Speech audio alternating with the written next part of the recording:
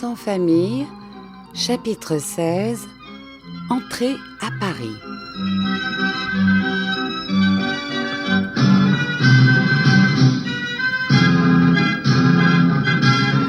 Nous étions encore bien éloignés de Paris. Il fallut nous mettre en route par les chemins couverts de neige et marcher du matin au soir contre le vent du nord qui nous soufflait au visage. Comme elles furent tristes ces longues étapes. Vitalis tenait la tête, je venais derrière lui et Capi marchait sur mes talons. Nous avancions ainsi à la file, sans échanger un seul mot durant des heures, le visage bleui par la bise, les pieds mouillés, l'estomac vide. Et les gens que nous croisions s'arrêtaient pour nous regarder défiler. Les kilomètres s'ajoutèrent aux kilomètres, les étapes aux étapes. Nous approchâmes de Paris, et quand même les bornes plantées le long de la route ne m'en auraient pas averti, je m'en serais aperçue à la circulation qui était devenue plus active, et aussi à la couleur de la neige couvrant le chemin, qui était beaucoup plus sale que dans les plaines de la Champagne.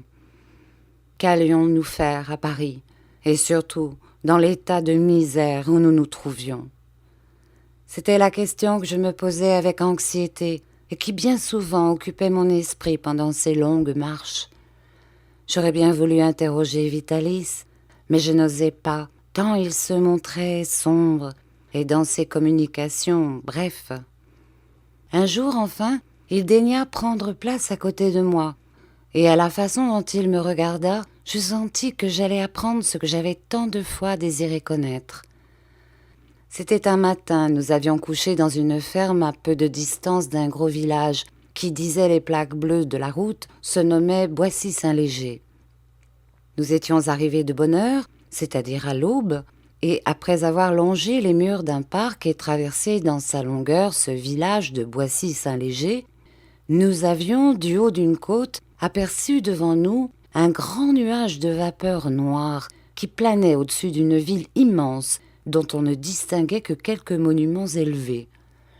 J'ouvrais les yeux pour tâcher de me reconnaître au milieu de cette confusion de toits, de clochers, de tours, qui se perdaient dans des brumes et dans des fumées, quand Vitalis, ralentissant le pas, vint se placer près de moi. « Voilà donc notre vie changée, » me dit-il, comme s'il continuait une conversation entamée depuis longtemps déjà. Dans 4 heures, nous serons à Paris. « Ah, c'est Paris qui s'étend là-bas ?» ?»« Mais sans doute. » Vitalis continua. « À Paris, nous allons nous séparer. » Je tournai les yeux vers Vitalis. Lui-même me regarda, et la pâleur de mon visage, le tremblement de mes lèvres, lui dirent ce qui se passait en moi. « Te voilà inquiet, » dit-il. « Peiné aussi, je crois bien. »« Nous séparer ?» dis-je enfin, après que le premier moment du saisissement fut passé. Pauvre petit. Ce mot, et surtout le ton dont il fut prononcé, me firent monter les larmes aux yeux. Il y avait si longtemps que je n'avais entendu une parole de sympathie. « Mais, dis-je timidement, vous ne voulez pas m'abandonner dans Paris ?»« Non, certes, je ne veux pas t'abandonner, crois-le bien. Que ferais-tu à Paris tout seul, pauvre garçon? Et puis, je n'ai pas le droit de t'abandonner, dis-toi bien cela. Le jour où je n'ai pas voulu te remettre aux soins de cette brave dame qui voulait se charger de toi et t'élever comme son fils, j'ai contracté l'obligation de t'élever moi-même de mon mieux.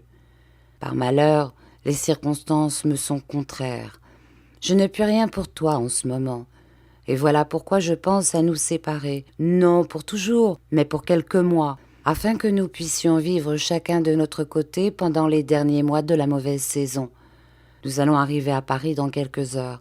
Que veux-tu que nous y fassions avec une troupe réduite au seul Capi ? » Vitalis s'arrêta un moment pour lui passer la main sur la tête. « Toi aussi, dit-il, tu es un brave chien. Mais on ne vit pas de bonté dans ce monde. Il en faut pour le bonheur de ceux qui nous entourent, mais il faut aussi autre chose, et cela, nous ne l'avons point. Que veux-tu que nous fassions avec le seul Capi? Tu comprends bien, n'est-ce pas, que nous ne pouvons pas maintenant donner des représentations. Il est vrai. Voici donc à quoi j'ai pensé et ce que j'ai décidé. Je te donnerai jusqu'à la fin de l'hiver à un padrone qui t'enrôlera avec d'autres enfants pour jouer de la harpe. Vitalis ne me laissa pas le temps d'interrompre. Pour moi, dit-il en poursuivant, je donnerai des leçons de harpe, de pyra, de violon aux enfants italiens qui travaillent dans les rues de Paris. Je suis connu dans Paris, où je suis resté plusieurs fois, et d'où je venais quand je suis arrivé dans ton village. Je n'ai qu'à demander des leçons pour en trouver plus que je n'en puis donner. Nous vivrons, mais chacun de notre côté, puis, en même temps que je donnerai mes leçons, je m'occuperai à instruire 2 chiens pour remplacer Zerbino et Dolce.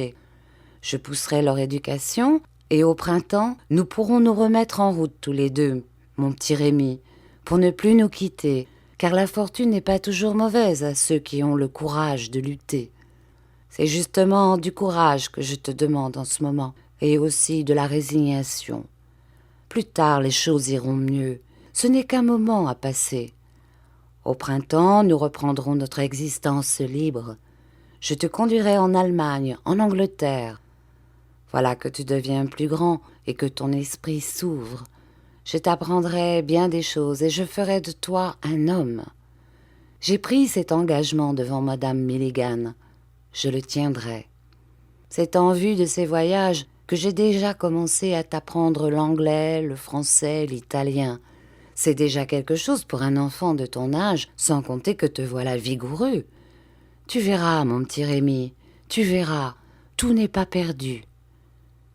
Dans nos courses à travers les villages et les villes, j'en avais rencontré plusieurs de ces padrones qui mènent les enfants qu'ils ont engagés de ci, de là, à coups de bâton. Ils ne ressemblaient en rien à Vitalis, dur, injuste, exigeant, ivrogne, l'injure et la grossièreté à la bouche, la main toujours levée. Je pouvais tomber sur un de ces terribles patrons, et puis, quand même le hasard m'en donnerait un bon, c'était encore un changement. Après ma nourrice, Vitalis. Après Vitalis, un autre. Est-ce que ce serait toujours ainsi ? Est-ce que je trouverais jamais personne à aimer pour toujours ? Peu à peu, j'en étais venue à m'attacher à Vitalis, comme à un père. Je n'aurais donc jamais de père, jamais de famille, toujours seule au monde, toujours perdue sur cette vaste terre où je ne pouvais me fixer nulle part. J'aurais eu bien des choses à répondre, et les paroles me montaient du cœur aux lèvres, mais je les refoulais. Mon maître m'avait demandé du courage et de la résignation. Je voulais lui obéir et ne pas augmenter son chagrin. Déjà d'ailleurs, il n'était plus à mes côtés, et comme s'il avait peur d'entendre ce qu'il prévoyait que j'allais répondre, il avait repris sa marche à quelques pas en avant. Bientôt la campagne cessa, et nous nous trouvâmes dans une rue dont on ne voyait pas le bout. De chaque côté, au loin, des maisons, mais pauvres, sales, et bien moins belles que celles de Bordeaux, de Toulouse et de Lyon. La neige avait été mise en tas de place en place, et sur ces tas noirs et durs, on avait jeté des cendres, des légumes pourris, des ordures de toutes sortes. L'air était chargé d'odeurs fétides. Les enfants qui jouaient devant les portes avaient la mine pâle. À chaque instant passaient de lourdes voitures qu'ils évitaient avec beaucoup d'adresse et sans paraître en prendre souci. « Où donc sommes-nous » demandai-je à Vitalis. « À Paris, mon garçon. »« À Paris ?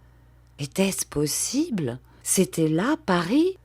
Était-ce là ce Paris que j'avais si vivement souhaité voir ?